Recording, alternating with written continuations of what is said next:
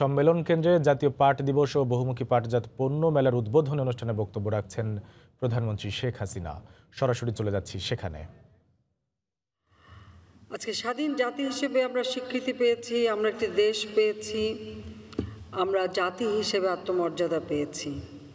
আমাদের দেশকে আমরা গড়ে তুলতে চাই উন্নত সমৃদ্ধ দেশ হিসেবে, আর সেই লক্ষ্য নিয়েই আমরা রাষ্ট্র পরিচালনা করছি। পাট আমাদের একটি কৃষি পণ্য, কিন্তু কৃষি পণ্যের সাথে সাথে পাট আমাদের শিল্পের জন্য অত্যন্ত গুরুত্বপূর্ণ, এবং এই পাটই আমাদের রপ্তানিযোগ্য একটি পণ্য। পাট ও পাটজাত পণ্য থেকেই একসময় পাকিস্তান নামে যে রাষ্ট্রটি হয়েছিল, সেই রাষ্ট্রের যত বৈদেশিক মুদ্রা অর্জিত হতো তার সিংহভাগ আসতো এই পাট থেকে। তবে বিশ্বে পরিবর্তনশীল, এর মাঝে প্রাকৃতিক তন্তু থেকে কিছু কৃত্রিম তন্তু এসে যাওয়াতে একসময় পাটের চাহিদাটা সংকুচিত হয়ে পড়ে। তবে এখন আমাদের জন্য একটা ভালো সম্ভাবনা এসেছে, সেটা হলো মানুষ এখন পরিবেশ সম্পর্কে যথেষ্ট সচেতন, আর এই পরিবেশ সম্পর্কে সচেতনতাই আমাদেরকে একটা সুযোগ করে দিয়েছে যে পরিবেশ বান্ধব পণ্য হচ্ছে পাট, যে পাট হচ্ছে কৃষি পণ্য, সাথে সাথে এটা আবার শিল্প পণ্য বটে। যে সেদিক থেকে এবং পরিবেশ বান্ধব বলেই এটা আজকে একটা বিরাট সম্ভাবনা আমাদের সামনে আছে। আমরা এই পাট খাতের বিকাশের জন্য বিভিন্ন পদক্ষেপ নিয়েছি। আমাদের দুর্ভাগ্য যে স্বাধীনতা সংগ্রামের সময় থেকে এই পাট, যেহেতু আমাদের বাংলাদেশে সবথেকে ভালো মানের পাট উৎপাদন হতো এবং ভালো পাট উৎপাদন হতো, কাজে পাটের ন্যায্য মূল্যের দাবিটা বঙ্গবন্ধু শেখ মুজিব যখন ভাষা আন্দোলনের সংগ্রাম শুরু করেন 1948 সাল থেকে, এরপর থেকে কিন্তু এই পাটের ন্যায্য মূল্যের জন্য কিন্তু তিনি তার প্রতিটি সংগ্রাম করতেন।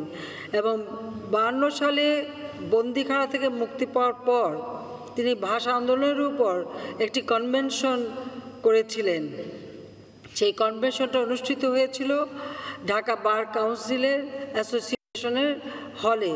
সেখানে যে দাবিগুলি তিনি উপস্থাপন করেছিলেন, সেই দাবির ভিতরে পাটের ন্যায্য মূল্যের দাবিটাও ছিল, এবং একটি স্মারকলিপি তিনি করাচিতে তদানীন্তন পাকিস্তানের যিনি প্রধানমন্ত্রী নাজিমুদ্দিন সাহেব, তার সঙ্গে দেখা একটি স্মারকলিপি উপস্থাপন করেন এবং করাচিতে প্রেস কনফারেন্স করেন, এটা 52 সালে। সেখানেও কিন্তু পাটের ন্যায্য মূল্যের কথাটা উল্লেখ করা ছিল। 54 সালে যে যুক্তফ্রন্ট নির্বাচন, সেই নির্বাচনে ইশতেহারেও পাটের দাবিটা। কাজে পাট আমাদের এমন একটা পণ্য, যুগ যুগ ধরে এই পাটের জন্য কিন্তু সংগ্রাম হয়েছে, আর এই পাট পণ্যটা তখন বিশ্বব্যাপী অত্যন্ত একটা গুরুত্বপূর্ণ পণ্য হিসেবেই এর চাহিদা ছিল। আমাদের মহান মুক্তিযুদ্ধে বা 70-এর নির্বাচনেও এই পাট এবং পাট পণ্যের কথা উল্লেখ করা হয়েছে। 75-এর পর, এটা হচ্ছে সবথেকে দুর্ভাগ্যজনক, 75-এর পরে যারা ক্ষমতা এসেছিল, অর্থাৎ আমাদের সংবিধান, যে সংবিধান স্বাধীনতার পর জাতির পিতা আমাদেরকে উপহার দিয়েছিলেন, সেই সংবিধান লঙ্ঘন করে অবৈধভাবে যারা ক্ষমতা দখলকারী, তাদের ভিতরে একটা বৈমাত্র্য সুলভ আচরণ পাটের প্রতি ছিল। কেন ছিল, হয়তো এই প্রশ্নটা সকলের মনে আসতে পারে।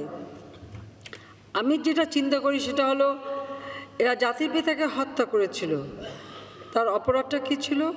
তিনি দীর্ঘ সংগ্রামের মধ্য দিয়ে শুধু রাষ্ট্রভাষার মর্যাদাই অর্জন করেননি, আমাদের স্বাধীনতা এনে দিয়েছিলেন। মহান মুক্তিযুদ্ধে আমরা তারই নেতৃত্বে বিজয় অর্জন করেছিলাম, আর সেই বিজয়ের পথ ধরেই তিনি চেয়েছিলেন বাংলাদেশকে একটি উন্নত সমৃদ্ধ দেশ হিসেবে গড়ে তুলতে। মাত্র 3.5 বছর সময় পেয়েছিলেন। 75 15 আগস্ট তাকে নির্মমভাবে হত্যা করা হলো, সাথে গোটা পরিবার। আমরা 2 বোন বিদেশে ছিলাম বলে বেঁচে গিয়েছিলাম, কিন্তু আমার ছোট 10 বছরের ভাইটিকেও তারা ছাড়েনি। পরিবারের প্রায় 18 জন সদস্য একই সাথে আমাদের তিনটা বাড়িতে আক্রমণ করে। আমার মেজ ফুপুর বাড়ি, সেজ ফুপুর বাড়ি, ছোট ফুপুর বাড়ি, প্রতিটি পরিবারের সদস্যকেই হত্যা করা হয়েছিল। এই হত্যার পর থেকে যারা ক্ষমতা এসেছিল অবৈধভাবে সংবিধান লঙ্ঘন করে, তারা যেন পাট শিল্পটাকে ধ্বংস করার জন্য উঠে পড়ে লেগেছিল, অথচ এটাই ছিল বৈদেশিক মুদ্রা অর্জনের একটি পথ। কাজে এই যে বৈমাতৃসুলভ আচরণটা শুরু হলো, আর তার সাথে সাথে বিশ্বব্যাপী চলে আসলো কৃত্রিম তন্তু, যেটা পাটের বাজারকে একবার মুমূর্ষ অবস্থায় ফেলে দিল। যা আমরা সবসময় এই পাটের, যেহেতু আমাদের কৃষিপণ্য বিশাল একটা শ্রেণী, আমাদের কৃষক এই পাট উৎপাদনের সঙ্গে সম্পৃক্ত, কাজে পাটের ন্যায্য মূল্যের দাবি নিয়ে কিন্তু আমরাও সবসময় সংগ্রাম করেছি, আন্দোলন করেছি, দাবি তুলেছি। এরপর যখন আমরা সরকারে আসলাম, তখন থেকে আমাদের প্রচেষ্টা যে আমাদের এই পাট পণ্যটাকে কিভাবে আমরা রক্ষা করে, উৎপাদন বৃদ্ধি করে, এর বহুমুখী ব্যবহারের মধ্য দিয়ে একটা অর্থকরী ফসল হিসেবে এবং পণ্য হিসেবে আমরা এর আরও বিকাশ সাধন করতে পারি। এরই ধারাবাহিকতায় গবেষণার উপর আমরা গুরুত্ব দিলাম, এবং আপনারা জানেন যে ইতিমধ্যে আমাদের একজন গবেষক ডক্টর মকসুদুল আলম, সে আমাকে এসে বলল যে সে পাটের উপরে গবেষণা করবে, তাকে সেই ধরনের সুযোগ করতে হবে, এবং সে কিছু গবেষণার মাধ্যমে সে আবিষ্কার করেছে, সেটাকে সে বাংলাদেশে করতে চায়। আমরা তার জন্য সমস্ত সুযোগ করে দিলাম, এবং এটা করতে হয়েছে। আপনারা জানেন যে সব জিনিস খুব গোপনীয়তার সাথে করতে হয়, যে এর কতটুকু তথ্য যেন বাইরে না যায়, কারণ পাট আমাদের পণ্য। এর যে অধিকারটা, ইন্টেলেকচুয়াল প্রপার্টি আইনে যে অধিকারটা থাকে, বা এটা যে আমাদের পণ্য হিসেবে আমাদের যে প্রপার্টি রাইট, সেটাও সংরক্ষণ করা আমাদের প্রয়োজন। এবং সে কিন্তু এই পাট গবেষণা করে পাটের জন্ম রহস্যটা আবিষ্কার করলো, এবং এটার সাথে সাথে আমরা আন্তর্জাতিকভাবে আমাদের এটা যে বাংলাদেশের পণ্য, সেই পণ্য হিসেবে কিন্তু আমরা আমাদের অধিকার অর্জন করতেও আমরা সক্ষম হয়েছে। এখন আমাদের জন্য একটা ভালো সুযোগ যে এই গবেষণার মধ্য দিয়ে নতুন নতুন বীজ, উন্নত জাতের বীজ উৎপাদন করা, পাটের বহুমুখী ব্যবহার করা। কারণ পাটের কোনো কিছুই ফেলা যায় না। পাটের পাতাটা, এটা কিন্তু একটা ভালো সবজি, আমরা পাট শাক খাই, কিন্তু পাট শাকের উপকারিতাটা কী? পাট শাকে আয়রন বেশি। পাট শাক মানে ডায়রিয়া, ডিসেন্ট্রি, জ্বর থেকে শুরু করে নানা ধরনের রোগের কিন্তু প্রতিষেধক। আবার এই যে পাটের পাতা যে মাটিতে পড়ে, ওই জায়গার কিন্তু মানে আসলে ওখানকার উর্বরতাও বৃদ্ধি করে। কারণ পাটের পরে যখন ধান লাগায়, তখন সেই ক্ষেতে ধান উৎপাদনও বৃদ্ধি পায়। পাটের পাতাও যেমন আমাদের কাজে লাগে, আর এখন অবশ্য পাটের চাও আবিষ্কার হয়েছে। পাটখড়ি, এই পাটখড়িটারও মূল্য আছে। পাটখড়ি থেকে ফার্নিচার হচ্ছে, পাটখড়ি থেকে চারকোল হচ্ছে, পাটখড়ি থেকে অনেক কিছু হয়, জ্বালানি, একসময় ঘরের বেড়া দেওয়া থেকে শুরু করে বহুমুখী ব্যবহার পাটখড়িতে হতো। আবার আমরা ছোটোবেলা পাটখড়ির মাথায় কচা গাছের আঠা দিয়ে ফড়িং ধরে বেড়াতাম। এটা হয়তো শহরের ছেলেমেয়েরা এই আনন্দটা পায়নি, কিন্তু আমরা ছোটোবেলা করেছি। তো এইভাবে আবার পাটখড়ি দিয়ে খেলতামও। পাটখড়ি ছোটো ছোটো টুকরা করে ওই যে একসাথে ছেড়ে দিয়ে আপনার একটা কাঠি দিয়ে সরিয়ে কে কয়টা নিতে পারে, এগুলি কিন্তু উন্নত মানের পাওয়া যায়, বিদেশেও পাওয়া যায়, কিন্তু আমরা সেটা দিয়েও খেলতাম। কাজে পাটখড়িরও কিন্তু অনেক রকম ব্যবহার, এখন পাটখড়ি থেকে অনেক কিছু তৈরি হচ্ছে। পাট যে তন্তুটা, ইতিমধ্যে আমরা এখন চেষ্টা করে যাচ্ছি এইটাকে আরও মানে ভালো কোয়ালিটি করা। যেমন ভিসকসটা তৈরি, ভিসকস একটা গাছের ছাল থেকে হয়, পাট থেকে কিন্তু সব থেকে ভালো ভিসকস হয়। পাটের যে গোড়াটা, সেটাও ফেলা যায় না, অর্থাৎ পাটের কোনো কিছুই কিন্তু ফেলা যায় না, সবই কিন্তু কাজে লাগানো যায়। কিন্তু এর জন্য প্রচুর গবেষণা প্রয়োজন, এবং অবশ্যই বিশেষ প্রণোদনাও প্রয়োজন, এবং আমরা কিন্তু সেটা করে যাচ্ছি। আমাদের পাট গবেষণা ইনস্টিটিউট আছে, সেখানে পাটের উপর গবেষণা চলছে, আমাদের বৈজ্ঞানিকরা পাট তৈরি করছেন। এমনকি পাটের থেকে আপনারা জানেন যে অগ্নি নিরোধ, যেমন দরজা অগ্নি নিরোধ ফাইবার তৈরি হয়, যেটা গাড়ির ভিতরে যে লাইনার হিসেবে ব্যবহার হয়, সেটাও কাজী পাটের বহুমুখী ব্যবহার কিন্তু রয়েছে।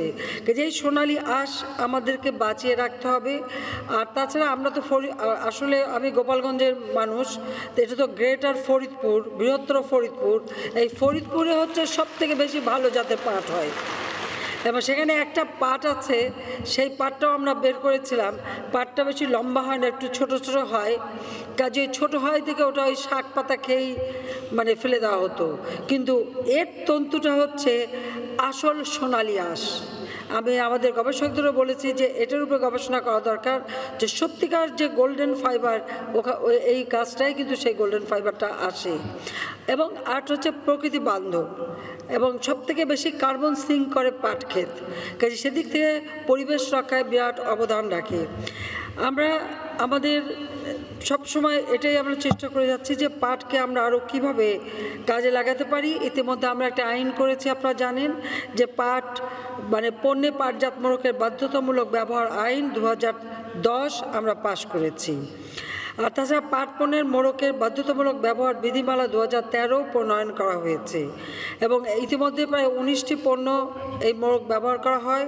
আর তাছাড়া পাটের থেকে যে এখন নতুন একটা পলিথিন ব্যবহার করা হয়েছে, যেটা আসলে মাটির সাথে মিশে যাবে, এটা কখনোই পলিথিনের মতো মানে সমস্যার সৃষ্টি করবে না।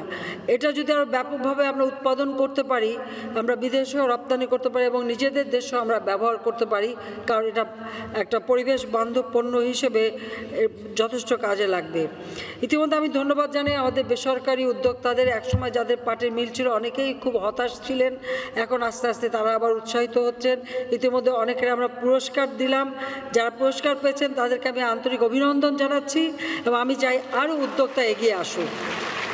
কারণ এটা ঠিক যে সরকারিভাবে কোনো কিছু করতে গেলে তার অনেক সমস্যা হয়। যদিও আমাদের সাবেক মন্ত্রী এবং এখন আমাদের জাতীয় সংসদের পাট ও বস্ত্র স্থায়ী কমিটির চেয়ারম্যান করছি, তাকে আমি মির্জা আজম, সে লোকসানের কথাই বলে গেল।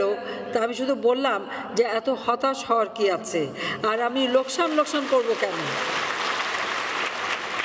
এমন একটি পণ্য যার কিছুই ফেলা যায় না, সেটা কেন লোকসান হবে? আমরা লোকসান শুনতে চাই না। লাভজনক কিভাবে করা যায়, কিভাবে করতে হবে সেটা দেখতে হবে। কৃষি পণ্য হিসেবে পাটজাত পণ্য একটা পণ্যদানা পেতে পারে।